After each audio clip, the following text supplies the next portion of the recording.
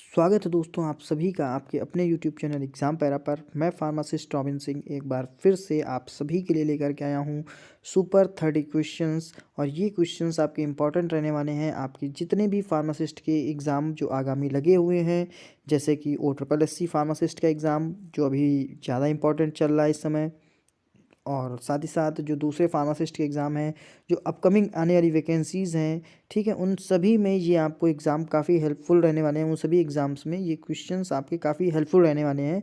तो शुरू करेंगे हम अपना आज का सेशन। देखिए हमारा पहला क्वेश्चन क्या कह रहा है। कह रहा है on the label of schedule G drug which among the following should not be present.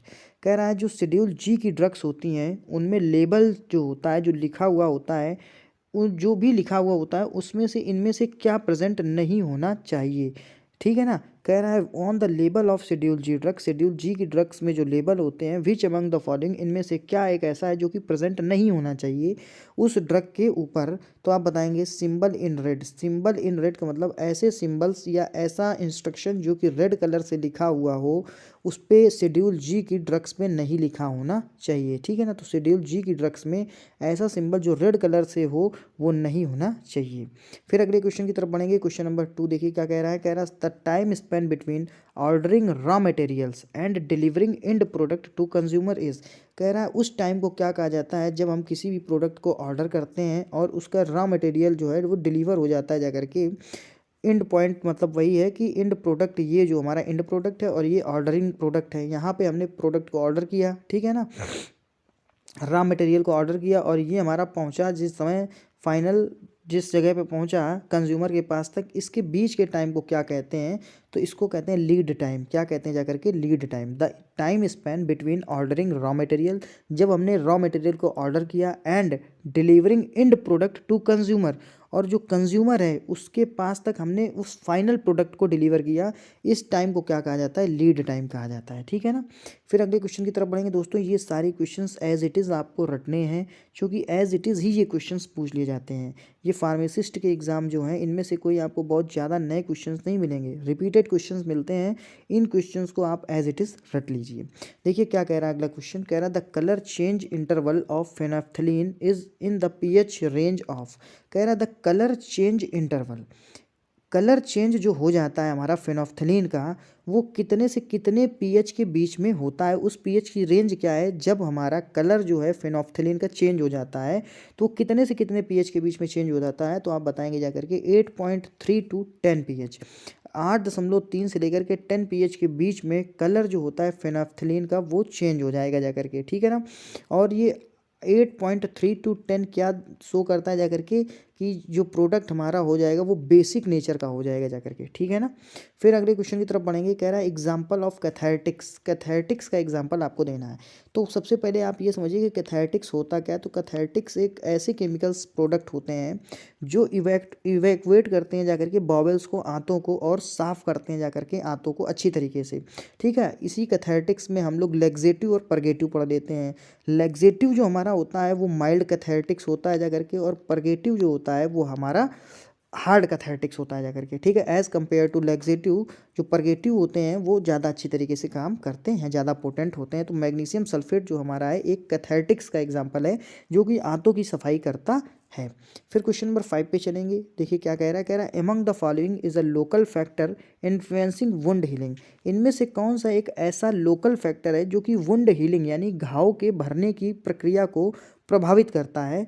तो आप बताएंगे जाकर के ऑक्सीजेंटेशन। ऑक्सीजेंटेशन जो है ये एक हमारा लोकल फैक्टर की तरह काम करता है जो कि इन्फ्लुएंस, प्रभावित कर देता है वुंड हीलिंग, घाव भरने की प्रक्रिया को। फिर अगले क्वेश्चन की तरफ बढ़ेंगे। देखिए क्या कह रहा है। इन नॉन एक्वस टिट्रेशन, कह रहा है ऐसा टिट्रेशन जो कि नॉन एक्वस हो, जिसमें पानी ना हो। ठीक है ना। द साल्ट एडेड, साल्ट को ऐड किया जाता है during the halide salt estimation. जब हैलाइड साल्ट का एस्टिमेशन कर रहे होते हैं तो हम लोग साल्ट को ऐड करते हैं, और वो भी कैसा होगा? नॉन एक्वस टिट्रेशन की बात हो रही है। तो यहाँ पे क्या आएगा? Mercuric acetate. मर्क्यूरिक एसीटेट जो होता है in non aqueous titration, the salt added during the halide salt estimation is mercuric acetate. Mercuric acetate एक ऐसा साल्ट है जब हम नॉन एक्वस टिट्रेशन कर रहे होते हैं तो हम लोग एक साल्ट ऐड करते हैं जिसका नाम है मर्क्यूरिक एसीटेट। और कब ऐड करेंगे? हैलाइड साल्ट के एस्टिमेशन के टाइम पे। तो सीधे सीधे याद कर लेंगे कि in non aqueous titration the salt added during the halide salt estimation is mercuric acetate. फिर अगले क्वेश्चन की तरफ बढ़ेंगे, क्वेश्चन नंबर 7 की तरफ। देखिए क्या कह रहा है, कह रहा है in the presence of alkali the lactone ring in the thalein indicators opens to give. कह रहा है in the presence of alkali, alkali के प्रेजेंस में जो लैक्टोन रिंग होता है थैलीन इंडिकेटर में, ये क्या देता है? तो आप बताएंगे जाकर के ट्राइफेनाइल कार्बिनोल, ये देता है जाकर के एक तरीके से ट्राइफेनाइल कार्बिनोल। तो in the presence of alkali the lactone ring in the thalein indicators opens to give triphenyl carbinol. फिर अगले क्वेश्चन की तरफ बढ़ेंगे, क्वेश्चन नंबर 8 की तरफ। देखिए क्या कह रहा है, काफ़ी इंपॉर्टेंट क्वेश्चन है। Iodine tincture is an, important question है काफ़ी, ठीक है ना। तो आयोडीन टिंचर क्या क्या होता है? तो आप बताएंगे वीक आयोडीन सोल्यूशन होता है जाकर के। आयोडीन टिंचर इज आ या एन वीक आयोडीन सोल्यूशन। फिर क्वेश्चन नंबर 9 की तरफ बढ़ेंगे। देखिए क्या कह रहा है, कह रहा है cycloserine is an inhibitor of. Cycloserine inhibitor की तरह काम करता है, किसका इनहिबिटर होता है? एलानिन रेसिमेस का। एलानिन रेसिमेस को इनहिबिट करता है साइक्लोसेरिन। तो cycloserine is an inhibitor of alanine racemase, cycloserine. फिर अगले क्वेश्चन की तरफ बढ़ेंगे, साइक्लोसेरिन का यूज़ क्या होता है जरा आप बताएंगे मुझे। कह रहा क्वेश्चन नंबर 10 देखिए क्या है, कह रहा following is not the ketone body formed in urine. इनमें से कौन सा एक कीटोन बॉडी ऐसा है जो कि यूरिन में नहीं पाया जाता है? तो आप देखिए बताएंगे, कहेंगे एसीटोफेनन जो होता है, एसीटोफेनन एक ऐसा कीटोन बॉडीज होता है जो कि यूरिन में नहीं पाया जाता है। और कौन कौन सा पाया जाता है? एसीटोन पाया जाता है, ठीक है, एसीटो एसिटिक एसिड पाया जाता है और बीटा हाइड्रोक्सी ब्यूटायरिक एसिड पाया जाता है। तो बीटा हाइड्रोक्सी ब्यूटायरिक एसिड पाया जाएगा, एसीटो एसिटिक एसिड पाया जाएगा और एसीटोन पाया जाएगा।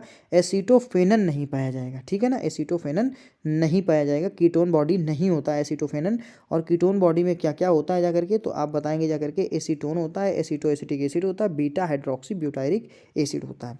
कह रहा है schedule drugs do not need cautionary labelling. ऐसा शेड्यूल ऐसी ड्रग्स, ऐसे शेड्यूल वाली ड्रग्स जिनको ज़रूरत नहीं होती कॉशनरी लेबलिंग की, यानी जो वैधानिक चेतावनी टाइप की नहीं होती है ना, तो वो उस शेड्यूल वाली ड्रग्स को ज़रूरत नहीं होती जाकर के। तो कौन सा आ जाएगा? शेड्यूल बी आ जाएगा जाकर के, ठीक है ना। और शेड्यूल बी होता क्या है? फीस फॉर द एनालिसिस, इतना याद रखना है, fees for the analysis, fees for the analysis. तो schedule A application for the, schedule A में क्या होता है? एप्लीकेशन आ जाएगा जाकर, बस इतना याद करना, schedule A for application, schedule B for fees for the analysis, ठीक है ना। और schedule C for biological product, ठीक है, एंटीबायोटिक्स वगैरह शेड्यूल C1 में आ जाएगा जाकर के, हमारा सीरा आ जाएगा जाकर के, वैक्सीन्स वगैरह, तो ये सब आ जाएंगे जाकर शेड्यूल सी में। फिर देखिए क्वेश्चन नंबर 12 देखिए क्या कह रहा है, कह रहा pharma industry where pharma machinery are manufactured are known as. कह रहा है हमारी वो फार्मा इंडस्ट्री जहाँ पे फार्मेसी की मशीनरी मैन्युफैक्चर्ड की जाती है, जैसे कि मशीनरी का मतलब जैसे कि एक तरीके से फार्मा की मशीनरी में क्या क्या आ जाएगा जाकर के, जैसे आपका वेट मशीन आ जाएगा जाकर के, बीपी की मशीन आ जाएगी जाकर के, शुगर की मशीन आ जाएगी, ये सब फार्मेसी की ही तो मशीनरी है। तो ये जहाँ पे मैन्युफैक्चर्ड होती है उसको क्या कहा जाता है? तो आप बताएंगे एंसिलरी इंडस्ट्री, एंसिलरी इंडस्ट्री होती है जाकर के, एंसिलरी इंडस्ट्री। तो pharma industry where pharma machinery are manufactured are known as ancillary industry. फिर अगले क्वेश्चन की तरफ बढ़ेंगे, कह रहा है the trans isomer of oleic acid. Oleic acid का ट्रांस आइसोमर क्या है? तो आप बता देंगे elaidic acid, elaidic acid is the trans isomer of oleic acid. ये सारे क्वेश्चंस इंपॉर्टेंट हैं और आए हुए हैं दोस्तों, तो आपको ये सारे क्वेश्चंस को रट लेना है सीधे सीधे, ठीक है ना। फिर अगले क्वेश्चन की तरफ बढ़ेंगे, कह रहा है in drug prescription prim.luc indicate is meant as.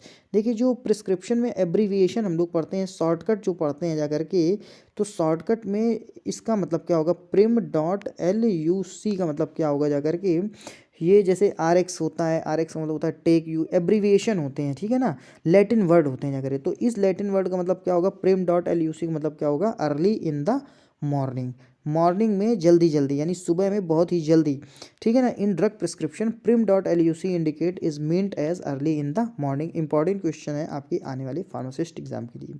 फिर क्वेश्चन नंबर 15 पे चलेंगे, देखिए क्या कह रहा है, कह रहा है among the following acute toxicity test is done in the quality control test.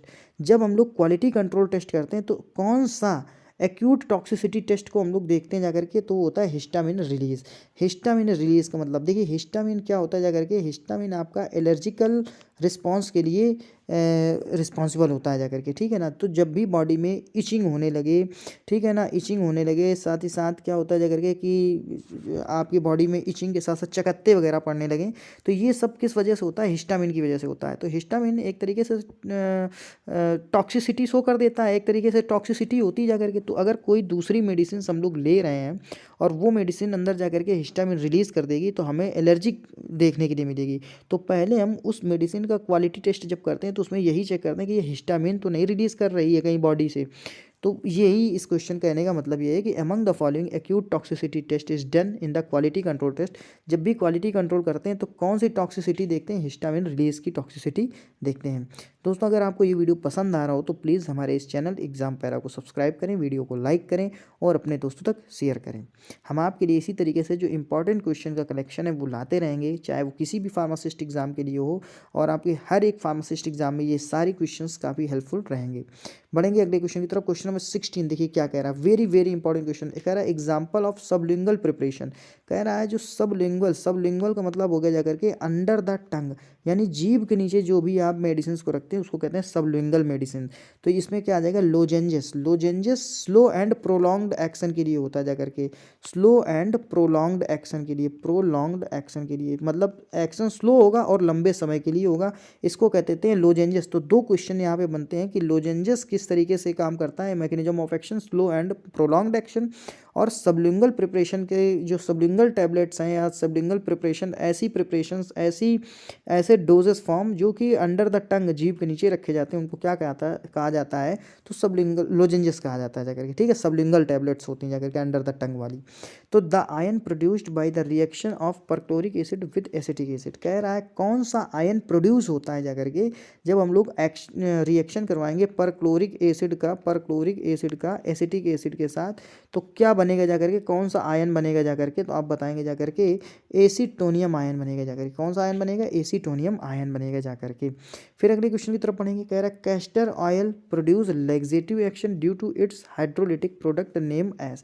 कह रहा है कैस्टर ऑयल जो होता है, अरंडी का तेल जो होता है जाकर के, वो लैक्सेटिव एक्शन की तरह काम करता है जाकर के। लैक्सेटिव मतलब वो पेट में जाएगा, आपके इंटेस्टाइन में जाएगा, और इंटेस्टाइन में जो भी स्टूल है, जो भी आपका वेस्ट प्रोडक्ट है, उसको निकाल करके बाहर कर देगा, ठीक है ना। और ये किस वजह से करता है? क्योंकि इसमें हाइड्रोलिटिक प्रोडक्ट होते हैं जाकर के।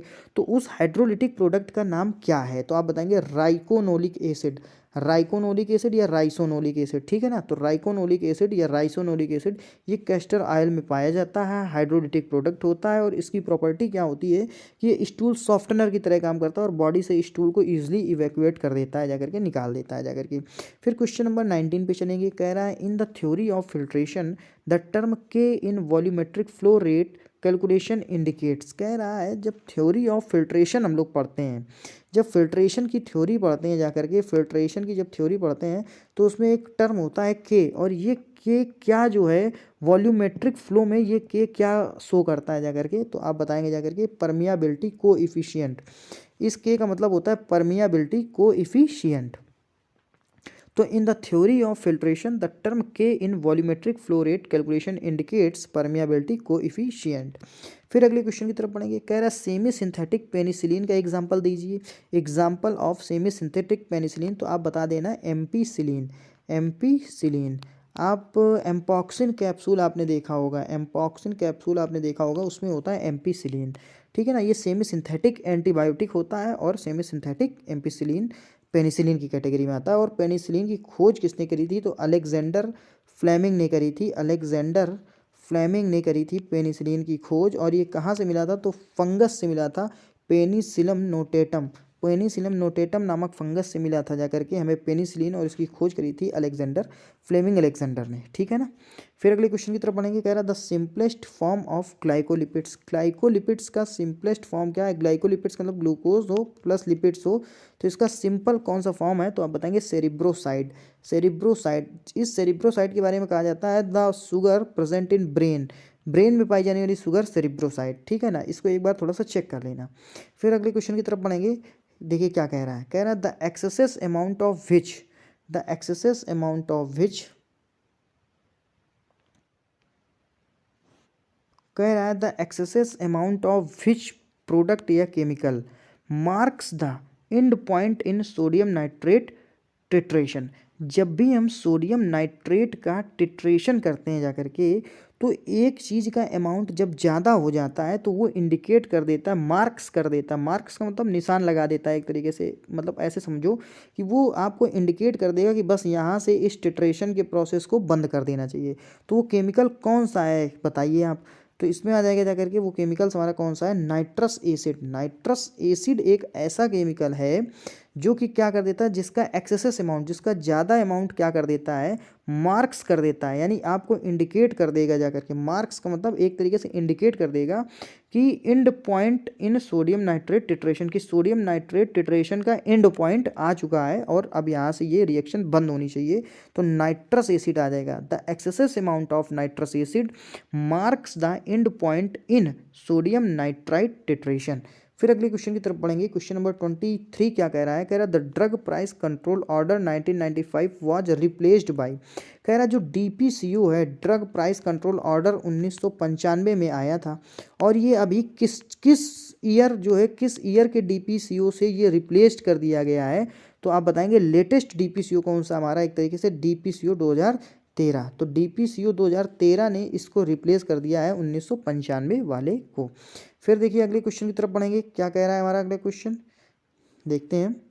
कह रहा है the method of market research used after the release and successful running of the advertisement is called. कह रहा है जब भी हमारा कोई एडवर्टाइजमेंट होता है वो सक्सेसफुली रिलीज हो जाए और सक्सेसफुली वो हमारा रनिंग करने लगे, मतलब सक्सेसफुली वो हमारा चलने लगे एडवर्टाइजमेंट, तो मेथड ऑफ मार्केट रिसर्च, ये मार्केट रिसर्च का मेथड होता है after the release and successful running of the advertisement is called. तो जब भी एडवर्टाइजमेंट सक्सेसफुली चलने लगे, ठीक है, रिलीज हो जाए और उसकी हमें स्टडी करनी हो, मार्केट में रिसर्च करनी हो उस पर, तो इस रिसर्च को क्या कहा जाता है, तो आप बताएंगे ओपिनियन मेथड कहा जाता है, opinion method. The method of market research, कह रहा है ये ओपिनियन मेथड क्या है, ये एक मेथड है मार्केट रिसर्च का जो कि यूज़ किया जाता है after the release and successful running of the advertisement. जब क्या होता है, जब एडवर्टाइजमेंट की सक्सेसफुल हम लोग रिलीज़ कर दें और वो सक्सेसफुल तरीके से चलने लगे एडवर्टाइजमेंट, तो उसको कहा जाता है, ठीक है ना, ओपिनियन मेथड। ठीक है ना। फिर अगले क्वेश्चन की तरफ बढ़ेंगे। क्वेश्चन नंबर 25 देखिए क्या कह रहा है, काफ़ी अच्छा क्वेश्चन है, इंपॉर्टेंट क्वेश्चन है और सीधे सीधे क्लासिफिकेशन से क्वेश्चन है। कह रहा है anti psychotic drugs has phenothiazine with aliphatic side chain ring. ऐसी एंटी साइकोटिक ड्रग्स जो फिनोथायाजीन कैटेगरी की हो और एलिफेटिक साइड चेन रिंग पाया जाता हो, तो आ जाएगा क्लोरप्रोमाजीन। शायद मेरे हिसाब से, जहाँ तक मुझे याद आ रहा है, यहीं से ही इसका स्टार्ट होता है। ऐसी केमिकल्स जिनमें फिनोथायाजीन रिंग हो और एलिफेटिक साइड चेन रिंग हो, तो ये होता ही है क्लोरप्रोमाजीन और यहीं से इसका क्लासिफिकेशन स्टार्ट ही होता है एंटीसाइकोटिक्स ड्रग का। ठीक है ना। फिर अगले क्वेश्चन की तरफ पढ़ेंगे। क्वेश्चन नंबर 26 क्या कह रहा है, कह रहा है commercial boric acid should be boiled to expel. कह रहा है कॉमर्शियली बड़े स्तर पे जो बोरिक एसिड होता है शुड बी बॉयल्ड, इसको हम लोग बॉयल करना चाहिए। क्यों करना चाहिए, ताकि इससे एक्सपेल हो जाए क्या, अमोनिया, अमोनिया इससे एक्सपेल आउट हो जाए। ठीक है ना। फिर अगले क्वेश्चन की तरफ बढ़ेंगे। क्वेश्चन नंबर 27 कह रहा है the main site of haemoglobin is. कह रहा है हीमोग्लोबिन की मेन साइट क्या है, the main site of haemoglobin is spleen. Spleen जो होता है मेन साइट होता है जाकर के हीमोग्लोबिन का।